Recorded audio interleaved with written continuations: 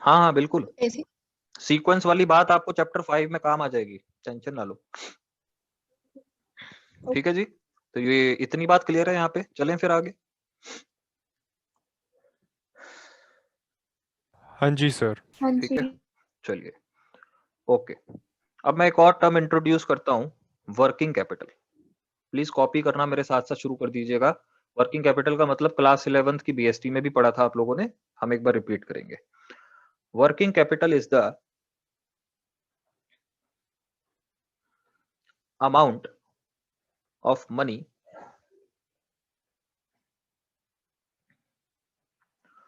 used by an entity for its day-to-day expenses। रोजमर्रा के खर्चों के लिए जो हमको पैसों की जरूरत पड़ती है, दैट इज वी से वर्किंग कैपिटल। कॉपी हो जाए तो बताइएगा, और याद आ गया हो मीनिंग तो भी बताइएगा। आपने इस साल इसे फाइनेंशियल मैनेजमेंट बीएसटी में भी पढ़ा होगा जरूर। वर्किंग कैपिटल क्या है? शॉर्ट टर्म कैपिटल भी कहते हैं इसे। वो पैसा, मनी वर्ड थोड़ा देसी लग रहा हो तो फंड्स लिख सकते हो या फाइनेंस भी लिख सकते हो। Working capital is the amount of fund used by an entity for its day to day expenses. आप चाहे तो नीचे एरो बना के लिख सकते हैं ये कौन से एक्सपेंसेस होते हैं। हो सकता है तनख्वाह देनी है आपने, हो सकता है आपने टैक्स पेमेंट करनी है, ठीक है, हो सकता है आपने इलेक्ट्रिसिटी के बिल्स पे करने हैं। तो ये कुछ एग्जांपल्स हैं, बहुत सारे रीजन हो सकते हैं। ये आपने इसी साल पढ़ा भी है बीएसटी के अंदर। कुछ कंपनीज के पास वर्किंग कैपिटल के पैसे नहीं होते, तो आपने मनी मार्केट इंस्ट्रूमेंट्स पढ़े होंगे, कंपनीज जो है जुगाड़ करती है, मार्केट से पैसा उठाती है। तो वर्किंग कैपिटल का इतना मतलब आज तक आपने पढ़ा था। अकाउंटिंग रेशियोज में वर्किंग कैपिटल का बहुत डेफिनेट मीनिंग आज आप पढ़ेंगे। ये वाला मीनिंग थियोरेटिकल है, आज हम प्रैक्टिकल मीनिंग पढ़ेंगे। सुनिए ध्यान से। एक बिजनेस खोल रहे हैं हम, उसमें हमने जो है कैलकुलेशंस की और हमें पता चला कि हमें कुल मिला के 10 लाख रुपए के करंट एसेट्स चाहिए। ध्यान से सुनिएगा, आप लोगों ने ही जवाब देना है, सोचना है। एक बिजनेस शुरू किया है और वहां पर कैलकुलेशंस के बाद पता चला कि हमको चाहिए 10 लाख रुपए के करंट एसेट्स। ठीक है जी, मेरा आप लोगों से सवाल है, मैं ये 10 लाख रुपए का इंतजाम नॉन करंट सोर्सेज से करूं, मैं ये 10 लाख रुपए का इंतजाम नॉन करंट सोर्सेज से करूं, मतलब मैं लॉन्ग टर्म बोरोइंग्स वगैरह का सोचूं, या मैं करंट सोर्सेज से करूं, लाइक करंट लाइबिलिटीज के थ्रू इसका इंतजाम करूं। हाँ जी, मैं 10 लाख रुपए का इंतजाम करंट लाइबिलिटी के थ्रू कर लूं या नॉन करंट लाइबिलिटी के थ्रू करूं। कौन बताएगा किसको कुछ समझ आ रहा हो तो, कोई आइडिया? सर नॉन करंट के थ्रू करना चाहिए ना। 10 लाख रुपए का इंतजाम, सारा का सारा इंतजाम नॉन करंट के थ्रू? नहीं सर, यू स्प्लिट करना पड़ेगा। मतलब कैसे, लाइक थोड़ा सा इलेबोरेट कीजिए।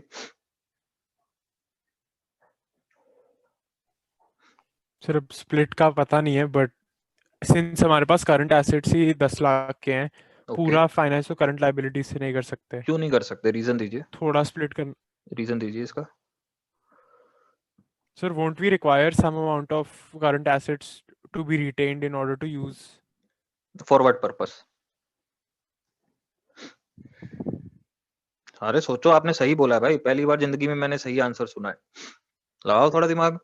सर जैसे अभी हमने बात करी थी hmm about working capital requirement होता है, हम्म, कुछ खर्चा भरना पड़ेगा, किसी को पैसे देने पड़ेंगे, सो ऑल ऑफ दैट, बहुत उसके लिए बढ़िया, थोड़े तो एसेट्स रिटेन करने पड़ेंगे। एकदम एग्जैक्ट।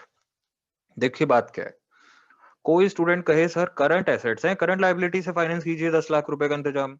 मैंने कहा चलिए कर लेता हूँ, एक बार को मान लेते हैं इस स्टूडेंट की बात। ठीक है, इन्होंने कहा सर आपके बिजनेस में 10 लाख की जरूरत है, तो 10 लाख रुपए करंट लाइबिलिटी से उठाइए, नॉन करंट की तरफ क्यों जा रहे हैं? तो देखिए, पहला साल बहुत अच्छा बीतेगा, करंट एसेट है 10 लाख के, करंट लाइबिलिटी है मेरी 10 लाख की, सारा पैसा यहीं से मैंने इंतजाम कर लिया, साल अच्छा बीतेगा।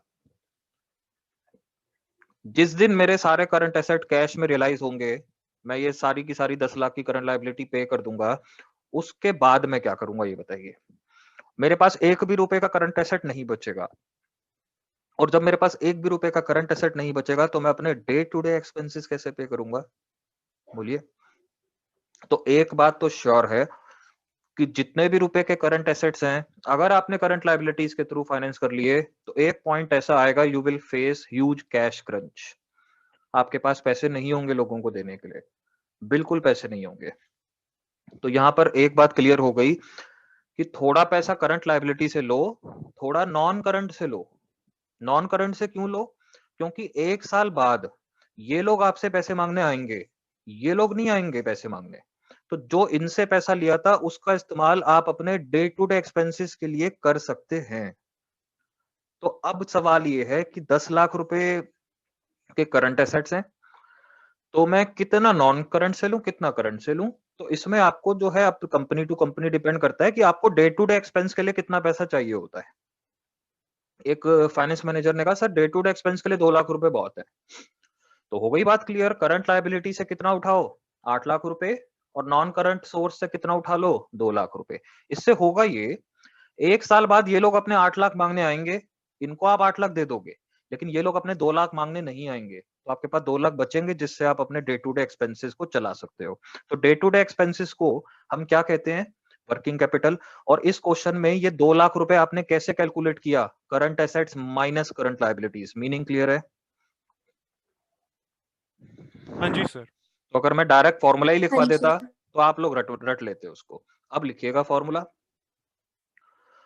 वर्किंग कैपिटल का मतलब है डे टू डे एक्सपेंसेस को पे करने के लिए पैसा। वो कैसे निकालोगे भाई, बिजनेस के टोटल करंट एसेट्स को बताओ कितने के हैं, इसमें से कितना तो अभी थोड़े टाइम में हम चुकाने वाले हैं, वो माइनस कर दो। तो जो बचेगा वही पैसा तो डे टू डे एक्सपेंसेस के लिए यूज करने वाला है बिजनेस। ठीक है जी। तो अब मैं वर्किंग कैपिटल की वो डेफिनेशन लिखूंगा जो आपको हायर क्लासेस में लिखवाई जाएगी फ्यूचर में, और आप बताइएगा क्या समझ आ रही है आपको डेफिनेशन? ये एकदम परफेक्ट डेफिनेशन है वर्किंग कैपिटल की, कॉपी भी कीजिएगा साथ साथ। Working capital is that part of current assets working capital is that part of current assets which has been financed through के बाद कोई बोलना चाहेगा, क्या लिखना चाहिए? which has been financed through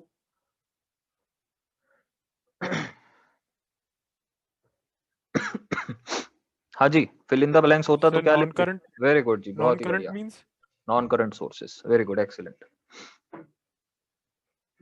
चलो जी, वर्किंग कैपिटल आपके करंट एसेट्स का वो हिस्सा होती है जो आपने नॉन करंट सोर्सेस से फाइनेंस किया हुआ है। If I am having current assets of rupees 10 lakh, side by side we have a current liabilities of rupees 6 lakh, तो सीधी सीधी बात है, ये 4 लाख रुपए के एसेट आए कहां से? तो ये 4 लाख के एसेट नॉन करंट सोर्स से आए। क्यों ऐसा करना पड़ा होगा किसी मैनेजर को? क्योंकि वो चाहता है कि साल खत्म हो जाए लेकिन 4 लाख रुपए तब भी बचे रहे। किसी को यहां तक कोई डाउट इससे रिलेटेड या इसके आसपास कुछ भी, कोई भी डाउट? नहीं सर। नहीं सर। ठीक है जी। तो वर्किंग कैपिटल का मीनिंग आप लोगों को पता चल गया, तो चल सकते हैं आगे, यहां तक क्लियर है सारा? हाँ जी। ठीक है, फिर क्वेश्चन लिखिए, एक ट्राई कीजिएगा। एक बिजनेस की हम लोग बात कर रहे हैं, वो कह रहे हैं जी हमारे पास वर्किंग कैपिटल है 8 लाख रुपए की, हमारे पास उसके अलावा करंट एसेट्स हैं 18 लाख रुपए के। आप लोगों को मुझे जो निकाल के देनी है वो है करंट रेशो। प्लीज जल्दी से कीजिए और फटाफट से आंसर बताइए।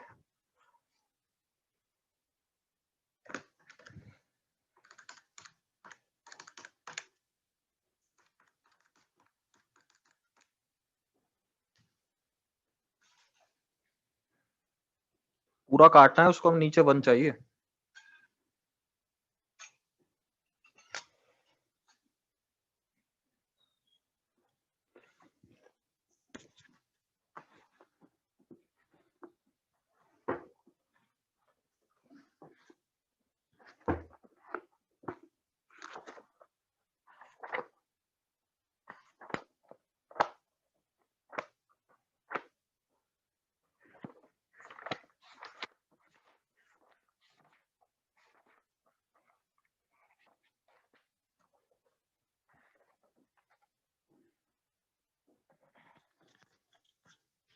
So 1.8:1.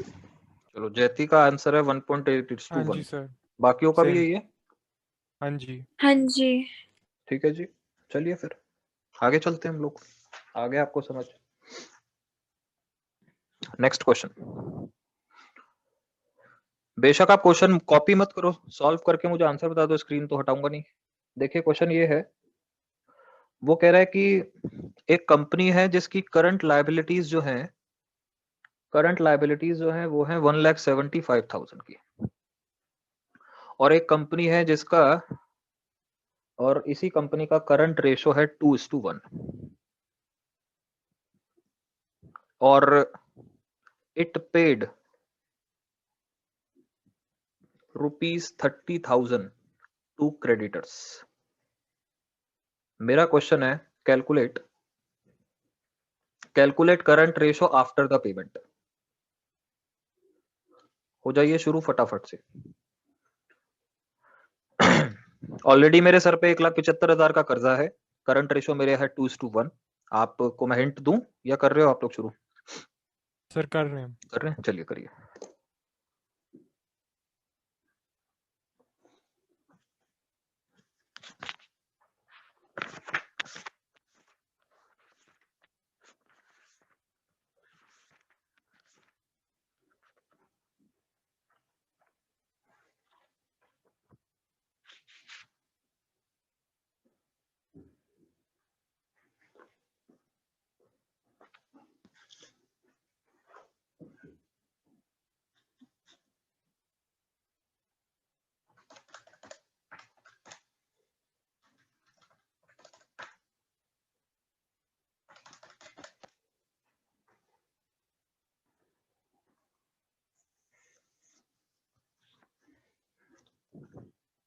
डेसिमल के बाद आपको 3 डिजिट तक जाना होता है, और जो लास्ट की 2 होती है उन्हें राउंड ऑफ करना होता है।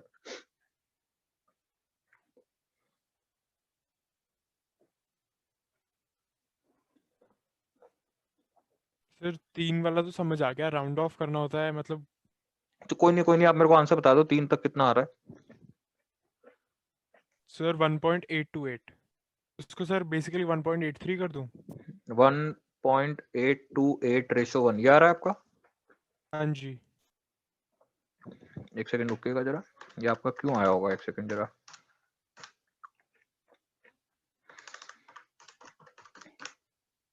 अगस्त्य, आपने जो मिस्टेक की है वो ये है कि जब आपने 30,000 रुपए क्रेडिटर्स को पे किए तो आपने ऊपर से कैश कम किया होगा, करंट एसेट गिराए होंगे, लेकिन आपने नीचे करंट लायबिलिटी शायद माइनस नहीं की है।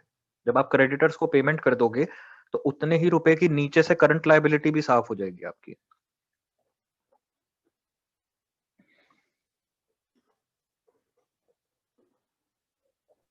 सर एक क्वेश्चन था। बोलिए।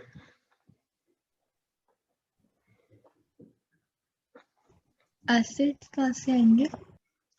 आओ देखो, अब आप लोगों ने जितना कर लिया, बाकी आप स्क्रीन पे से टैली कीजिएगा। देखिए सुनिए ध्यान से, रेशोस के क्वेश्चन ऐसे हैं, कुछ ना समझ आए ना फॉर्मूला लिख के शुरू हो जाओ, अपने आप धीरे धीरे बातें समझ आना शुरू हो जाएगी। Current assets upon current liabilities, यही फॉर्मूला लिखवाया आपको। करंट रेशो है 2:1। करंट एसेट्स मुझे नहीं पता, करंट लायबिलिटी तो पता है, तो लो करंट एसेट्स तो आपके आ गए, कितने हो जाएंगे? 3,50,000। जैसे यहां तक क्लियर है? ठीक है। अब मुझे एक बात बताइए, करंट रेशो का फॉर्मूला फिर से क्यों लगा रहा हूं मैं? क्योंकि उसने मेरे से दोबारा मांगी है करंट रेशो, पर इस बार वो कह रहा है कि देखो जो आपके 3,75,000 के एसेट्स थे उसमें से 30,000 का कैश कम हो गया होगा क्योंकि आपने किसी को पेमेंट की है, और कैश जो है वो करंट एसेट में आता है। क्या नीचे जो मेरी 1,75,000 की करंट लायबिलिटीज थी उन पे कोई इंपैक्ट पड़ेगा? तो सवाल ये है पेमेंट की किसे है? मैंने जो पेमेंट की है वो की है क्रेडिटर्स को। क्रेडिटर्स हैं करंट लायबिलिटीज का हिस्सा, तो अगर मैं अपनी करंट लायबिलिटीज को चुकाऊंगा तो इक्विवेलेंट अमाउंट नीचे से भी चला जाएगा। अगस्त्य जो आपने किया था, आपने यहां से शायद माइनस नहीं किया था, वो तब नहीं करते अगर ये पेमेंट डिबेंचर होल्डर्स को की होती। समझ रहे हैं? अगर ये 30,000 की पेमेंट डिबेंचर होल्डर्स को की होती तो डिबेंचर होल्डर्स करंट लायबिलिटी का हिस्सा है ही नहीं, तो सिर्फ आपका ऊपर से कैश कम होता, नीचे से करंट लायबिलिटीज कम नहीं होती। तो इसका जो फाइनल आंसर है, एक सेकंड, डिवाइड बाय इसमें कितना आ जाएगा, 375 माइनस 30, नहीं 375 थोड़ी थे करंट एसेट, 350 के थे, मैं गलती से हाँ जी 375 सर। लिख दिया, सॉरी 350। तो 3,20,000 डिवाइडेड बाय 145। ठीक है जी, देखिए आप जब सॉल्व कर रहे होंगे तो आपका आंसर आएगा 2.206:1। तो मैं ये कह रहा था 3 डिजिट तक जाके लास्ट की 2 डिजिट को राउंड ऑफ एज इन 06 है, तो ये 2.21 हो जाएगा, मतलब ये 06 को 6 है ना, ये 10 की तरफ भागेगा आगे, तो आप हाँ इसे जी ऐसे सर, तो राउंड ऑफ मैंने कर इसको सकते हैं। 2.2 हाँ 2.21, 2.210 कर दिया है। कोई दिक्कत नहीं है, एकदम सही है। हाँ ठीक जी, है सर। बाकी दोनों को समझ आ गई बात? हाँ एक जी बार सर। थोड़ा ऊपर करना। हाँ जी, ये लीजिए। ये चैप्टर डिपेंड करता है आप लोगों की कैलकुलेशंस पे कि ये कितने टाइम में खत्म होगा। अभी तक तो लग रहा है आपकी कैलकुलेशंस अच्छी ही हैं तीनों की। ये 7th और 8th क्लास में जो मैथ्स पढ़ी थी वो अब काम आ जाएगी थोड़ी बहुत। चल सकते हैं आगे? सर इसी का तो इंतजार था। हाँ, बस अगर ये सर आपको मैंने आती है ना मैथ्स। एक मिस्टेक कर दी थी। हाँ, क्या क्या मिस्टेक की थी? मैंने गलती से 30K को प्लस कर दिया था दोनों में से, तो ऊपर आपकी नीचे। रेशो, और मैंने अच्छा पूरा फॉर्मूला बनाया था कि 2 मतलब 2/1 is equal to x plus 30K upon 175, मतलब अच्छा ऐसे अच्छा, करके पूरा। प्लस तब करते जब हमने कोई सामान खरीदा होता उधार, ठीक है ना। आइए जी, आगे चलते हैं। एक और क्वेश्चन लिख सकते हैं आप लोग, एक सेकंड रुकिए जरा।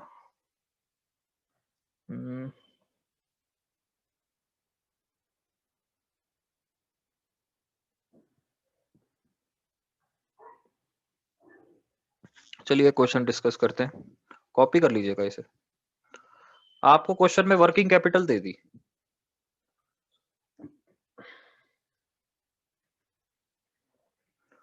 अब कुछ एग्जामिनर्स में होता है ना कि नहीं देखो करंट रेशो तो इतना इजी है, करंट एसेट्स और करंट लायबिलिटी को डिवाइड करके स्टूडेंट आंसर निकाल लेगा, उसको 4 नंबर देने पड़ जाएंगे। फिर वो मजे लेना शुरू कर देते हैं कि हम करंट एसेट्स और करंट लायबिलिटीज को छुपा के रख देंगे, स्टूडेंट खुद ही ढूंढ लेगा आके। अब आपके माइंड में आएगा ये रियल लाइफ में कहाँ काम आएगा, तो ये आपकी ना रीजनिंग को स्ट्रॉन्ग करती है इस तरह की चीजें। एग्जैक्टली यही क्वेश्चन तो आपको कहीं पैसा कमाने में हेल्प नहीं करेगा, लेकिन ये आपके ब्रेन को थोड़ा सा एनालाइज करने में हेल्प करता है, तो आगे कोई सिचुएशंस को आप अच्छे से एनालाइज कर पाएंगे। तो आपको करंट रेशो निकालनी है। मैं सिर्फ थोड़ा सा हिंट दूंगा आपको। देखिए क्वेश्चन इज सेइंग कि भाई साहब वर्किंग कैपिटल है 1,80,000 की। अगर मुझे करंट एसेट या करंट लायबिलिटी दोनों में से कोई एक चीज भी दे दो, तो मैं वर्किंग कैपिटल के फॉर्मूले में लगा के दूसरी चीज निकाल लूंगा। तो अब मुझे इन दोनों में से कोई एक चीज ढूंढनी है, उसके लिए उसने मुझे 2 बातें बताई, टोटल कर्जा, लॉन्ग टर्म कर्जा। कुछ समझ आ रहा है? टोटल कर्जा इतना है कंपनी पे, टोटल में आपको पता है नॉन करंट लायबिलिटी भी हो गई और करंट भी हो गई, और लॉन्ग टर्म उसने अलग से भी दे दिया आपको। तो आप एक बात सोचिए, 3,80,000 रुपए, 3,90,000 का अगर टोटल कर्जा है मेरे ऊपर, जिसमें से 3 लाख रुपए का नॉन करंट वाला है, तो क्या करंट वाला नहीं पता चल गया 90 है?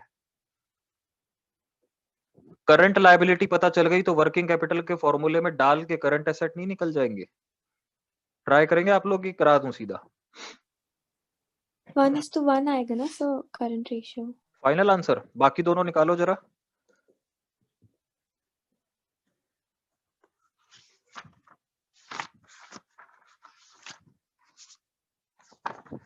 नहीं 1:1 नहीं आएगा। कैलकुलेशंस चेक कीजिए, मैं भी यहाँ पे सॉल्व कर रहा हूँ, आप लोग अपना सॉल्व कीजिए।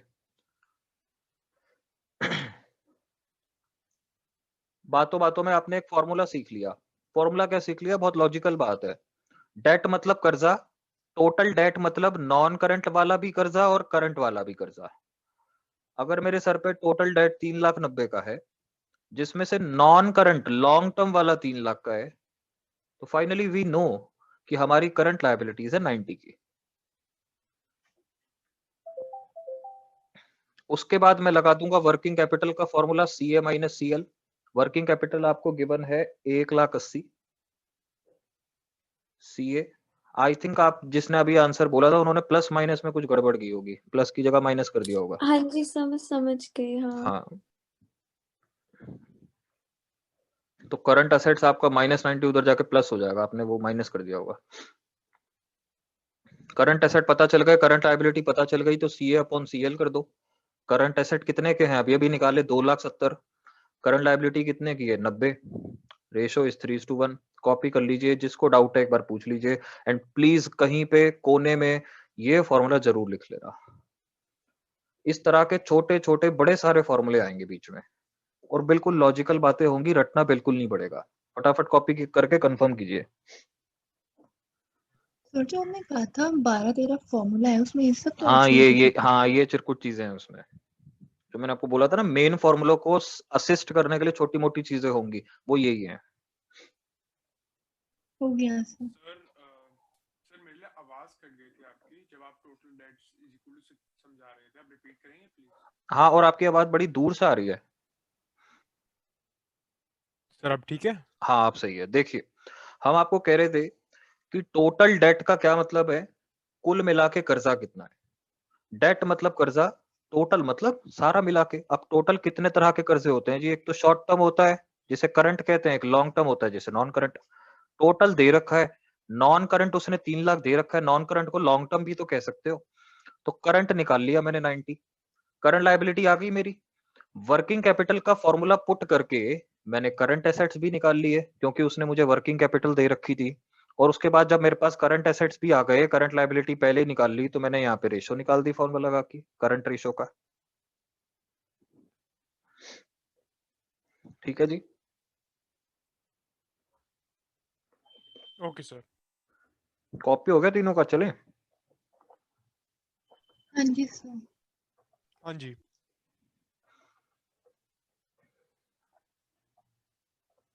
ठीक है, फिर एक और रेशो इंट्रोड्यूस करते हैं, फिर बातें करते रहेंगे। हेडिंग डाल देना क्विक रेशो।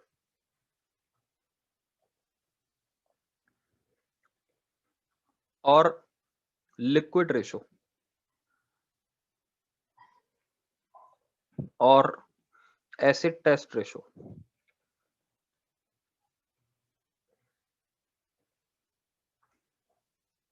अब देखिए बात क्या है।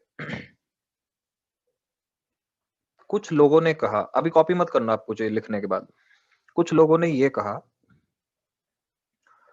कि जो हमारे करंट एसेट्स हैं, इसमें कुछ एसेट्स ऐसे हैं जो स्लो हैं थोड़े से, जो टाइम लगा सकते हैं कैश में कन्वर्ट होने में, कभी कभी 12 महीने में भी कन्वर्ट नहीं हो पाते।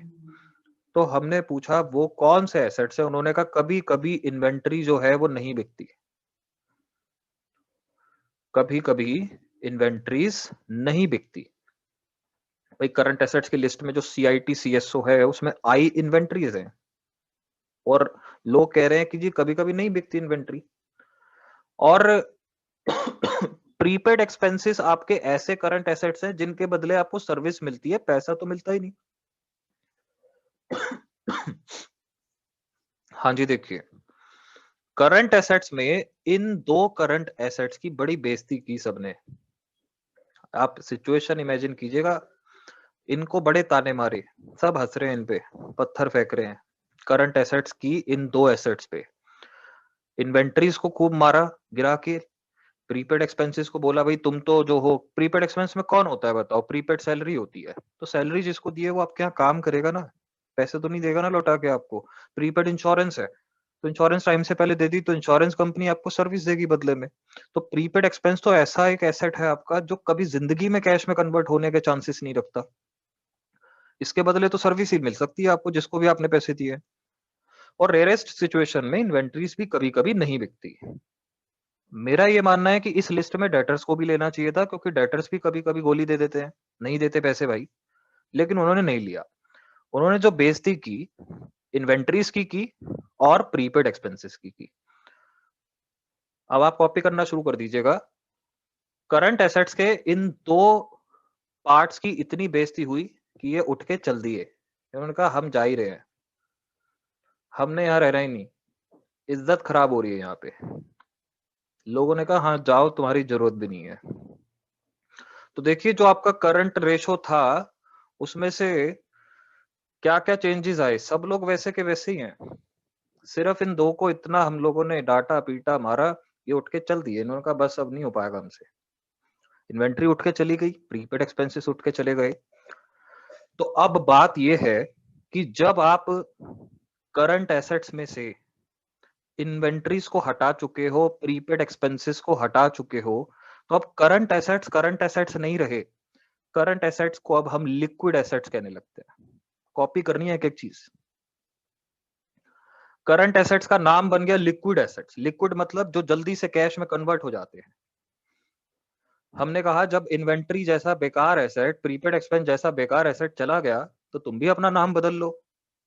तो उन्होंने भी नाम बदल लिया लिक्विड एसेट्स, कि हम जल्दी से कैश में बदल जाएंगे। क्योंकि इन्होंने कहा हम जल्दी से कैश में बदल जाएंगे, इन्होंने कहा हमारा नाम क्विक एसेट्स भी होना चाहिए। ठीक है जी। तो करंट रेशो भी कह रही है मेरा भी नाम बदल दो, मेरा नाम ही रख दो क्विक रेशो या लिक्विड रेशो।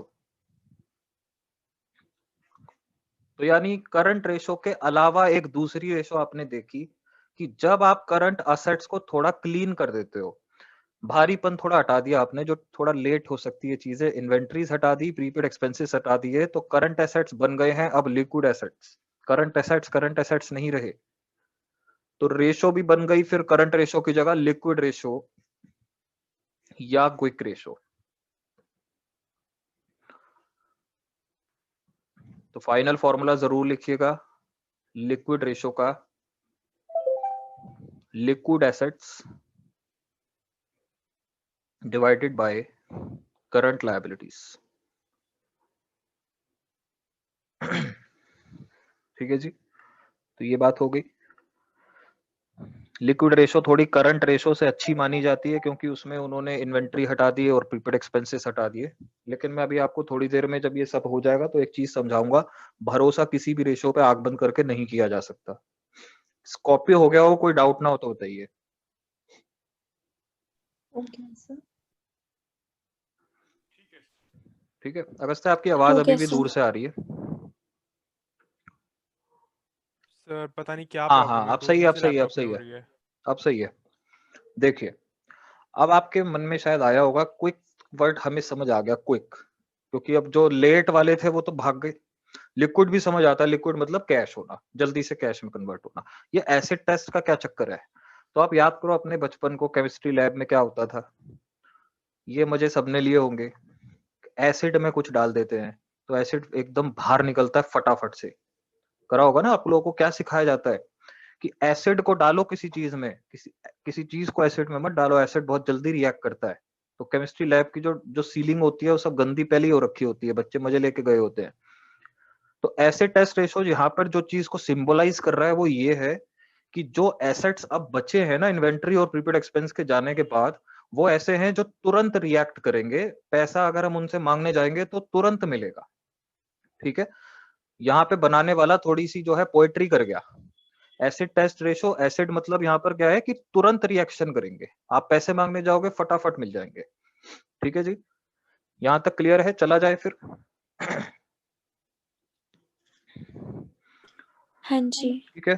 तो हम वो वाले क्वेश्चंस अवॉइड करते हैं जिसमें मैं सीधा सीधा आपको डेटा दे दूंगा, आप फॉर्मूले में पुट करके चीज निकाल के दे दोगे। मैं थोड़ा आपको इक्वेशन टाइप के क्वेश्चन कराता हूँ। आइए। अच्छा, अगर किसी क्वेश्चन में आपसे मैं कहूँ लिक्विड एसेट्स निकालो, तो आप कहोगे सर करंट एसेट, इन्वेंटरी और प्रीपेड एक्सपेंसेस दे दो, हम निकाल लेंगे। ज्यादातर क्वेश्चंस में प्रीपेड एक्सपेंसेस गिवन नहीं होते, तो ढूंढने मत लग जाना, उन्हें जीरो मान लेना। ठीक है। ज्यादातर क्वेश्चंस में you will find only inventories. Please question copy कीजिएगा।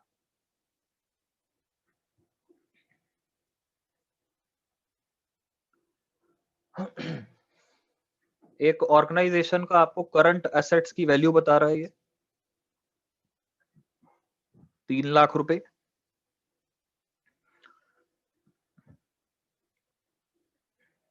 इन्वेंट्रीज की वैल्यू बता रहा है 60,000 रुपए।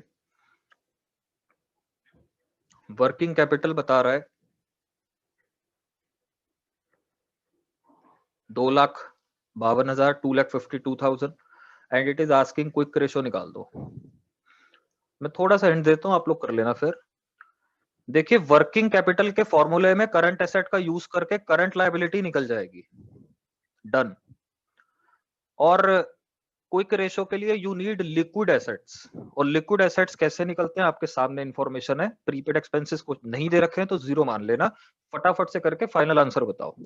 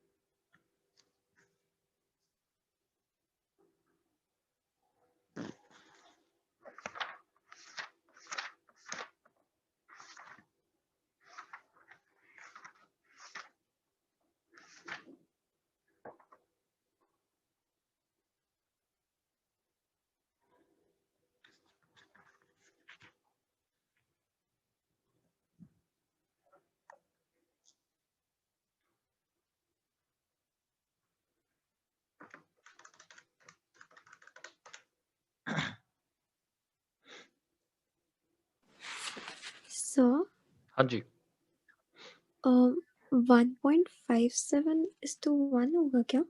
नहीं आपने कोई गलती की है, एक बार चेक करो। मैं सॉल्व करना शुरू कर देता हूं। क्वेश्चन में आपको मैंने वर्किंग कैपिटल दी थी जिसका फॉर्मूला CA माइनस CL होता है। वर्किंग कैपिटल है 2,52,000, करंट एसेट्स हैं 3 लाख के, तो मेरा जो करंट लायबिलिटी आएगी वो आएगी 48,000। उसके बाद मुझे चाहिए लिक्विड एसेट्स। लिक्विड एसेट्स कैसे निकलते हैं? करंट एसेट्स में से इन्वेंट्री और प्रीपेड एक्सपेंसेस माइनस करके। करंट एसेट्स है मेरे 3 लाख के, इन्वेंट्री है हमारे पास 60,000 की, प्रीपेड एक्सपेंसेस मुझे 0 दे रखे हैं, 2,40,000 रुपए। दो चीजें निकल गई। नाउ क्विक रेशो का फॉर्मूला लिखेंगे, liquid assets upon current liabilities. 2,40,000 के लिक्विड एसेट्स हैं डिवाइडेड बाय 48,000, कितना आएगा ये? 5:1। हाँ जी देखिए एरर है जिसका वो एक बार सही कर लो, और कोई डाउट आ रहा है तो प्लीज बताओ।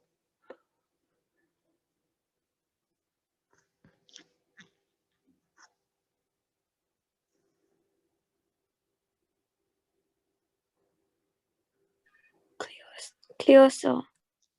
हाँ जी बाकी दो लोग। सर बस एक सेकेंड। ठीक है सर। ठीक है जी। एक चीज आप लोग जरूर नोटिस करना कि मैंने यहाँ पे जो भी किया है फॉर्मूला लिख के किया है। जब मैंने वर्किंग कैपिटल के थ्रू कुछ निकाला मैंने फॉर्मूला यूज किया, प्रॉपर शो भी किया है। देखिए 3 फॉर्मूले मैंने शो किए हैं। मुझे पता है तीनों में से किसी ने तो डायरेक्ट काम किया होगा, सिर्फ कैलकुलेशंस होगी बिना फॉर्मूले के, एक नंबर भी नहीं मिलेगा। तो आप कभी भी चाहे क्वेश्चन कम कर लो लेकिन करना पूरी प्रेजेंटेशन के साथ। फिलहाल तो मैंने जैसे QRLACL लिखा है, एग्जाम में तो ये भी अलाउड नहीं है, तो कोशिश करना कि फॉर्मूले जितने ज्यादा आप लिख के यूज करो। ठीक है जयती, चलें, हो गया? हाँ जी सर। चलिए फिर आइए, फिर आपकी जो लीनियर इक्वेशन 7th क्लास में पढ़ी थी, थोड़ा आज उसका टेस्ट हो जाए कि कितनी याद है। करंट रेशो मैंने आपको क्वेश्चन में दे रखी है 3.5:1। क्विक रेशो भी दे रखी है आपको 2:1, और इन्वेंट्री दे दी मैंने आपको 24,000। आपसे मैंने पूछा है कि मुझे निकाल के दीजिए करंट एसेट है कितने के, करंट लायबिलिटीज है कितने की। मैं आप लोगों को 3-4 मिनट का टाइम दे देता हूँ, ट्राई करके देख लीजिए। एक हिंट भी दे देता हूँ, इसके और इसके फॉर्मूले को पैरेलल ओपन कर दीजिए रेशो लगा के, रास्ते में कहीं ना कहीं आपको कुछ पता चल जाएगा। रेशोज के क्वेश्चन ऐसे ही होते हैं। ऐसा नहीं हो सकता कि आपने हर टाइप का क्वेश्चन लाइफ में कर लिया होगा और पेपर में जाके जो आप करोगे वो आपने किया ही होगा कभी ना कभी। इक्वेशंस कैसी भी आ सकती हैं, ट्राई कीजिए एक बार।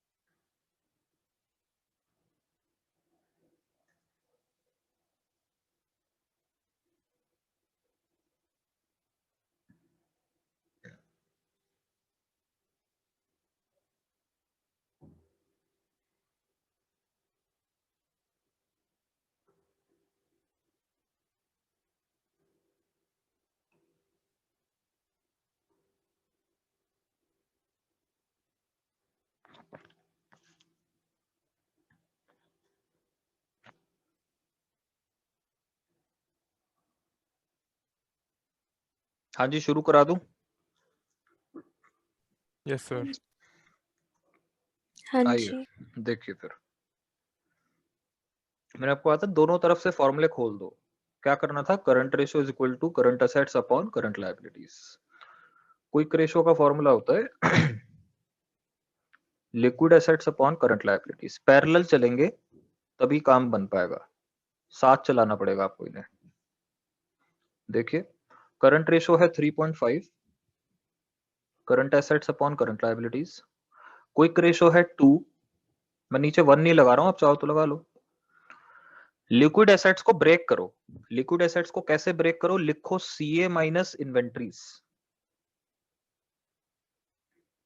Divided by current liabilities. Minus prepaid expenses नहीं लिखे बिकॉज गिवन ही नहीं है। तो मेरे को लेफ्ट वाली इक्वेशन से 3.5 CL is equal to CA नामक कुछ मिला। राइट वाली इक्वेशन में जाता हूं, CL इधर डिवाइड कर रहा है, उधर मल्टीप्लाई करेगा। Now tell me one thing, क्या मैं यहाँ पे CA की जगह 3.5 CL लिख सकता हूं? मानते हो आप लोग क्या? हाँ जी। बोलो जी। जो यहाँ पे CA यूज हो रहा है, क्या CA की वैल्यू 3.5 CL है? Answer is yes, 3.5 CL। ये हरकत करके मैंने जो है 2 वेरिएबल्स को 1 वेरिएबल में कन्वर्ट कर दिया। दोनों तरफ CL है। इन्वेंट्रीज की वैल्यू है 24,000। तो ये लो जी, यहां से CL सॉल्व हो गया आपका। -24 उधर जाके +24, +2 CL उधर जाके -2 CL। तो फाइनली 24,000 उधर 1.5 CL आएगा, तो 1.5 नीचे आके डिवाइड करेगा, तो करंट लायबिलिटीज की जो वैल्यू आएगी 24,000 डिवाइड बाय 1.5। करंट लायबिलिटीज की वैल्यू 16,000 है। CL मिल गया ना, तो अब यहां पुट कर दो उसे। 3.5 CL था ना करंट एसेट का मतलब, तो 3.5 into 16,000 you will get your CA 56,000 के करंट एसेट्स। कॉपी कर लीजिए, कोई डाउट है तो बताइए प्लीज।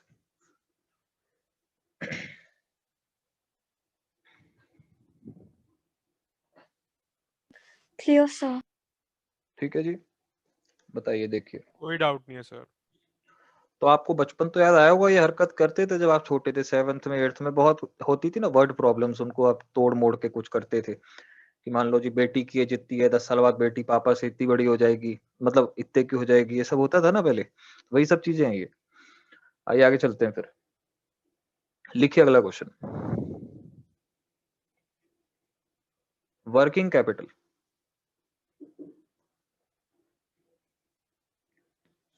आपको गिवन है 3,60,000। टोटल डेट, अब प्लीज आप बिल्कुल एनालिटिकल माइंड यूज करना अपना, और अच्छे से यूज करके फाइनल आंसर सही बताने की कोशिश करना। तो देखो ये पुराना फॉर्मूला फिर आ गया है।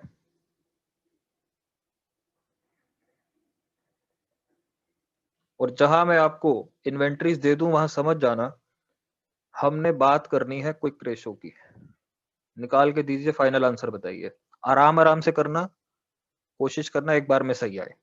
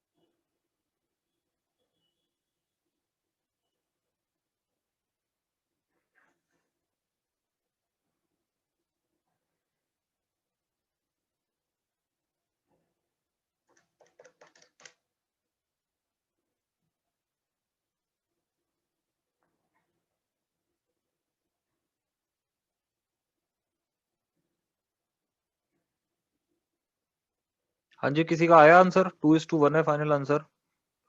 हाँ जी सर, 2:1। जिसको नहीं आ रहा है, कहीं पे एरर है, एक बार चेक कर लो, मैंने सॉल्व कर दिया है। ये लो जी, 2 इक्वेशंस पैरेलल सॉल्व किए। टोटल डेट वाले से मैंने जो है करंट लायबिलिटी की वैल्यू निकाल के उधर वर्किंग कैपिटल वाले में पुट किया, तो सीए भी निकल आया। सीए निकल आया तो इन्वेंट्री साफ कर दी उसमें से, तो एलए आ गया। एलए बाय सीएल करके मैंने रेशो निकाल दी। देखिए अगर कोई डाउट है तो एरर सही कीजिए, फिर बताइए।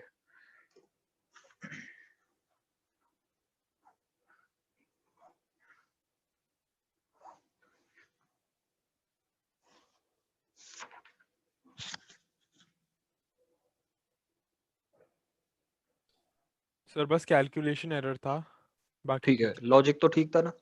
चलिए हाँ फिर। जी सर, फॉर्मूला जयती, ठीक था। हाँ सर, हो गया। ठीक है जी।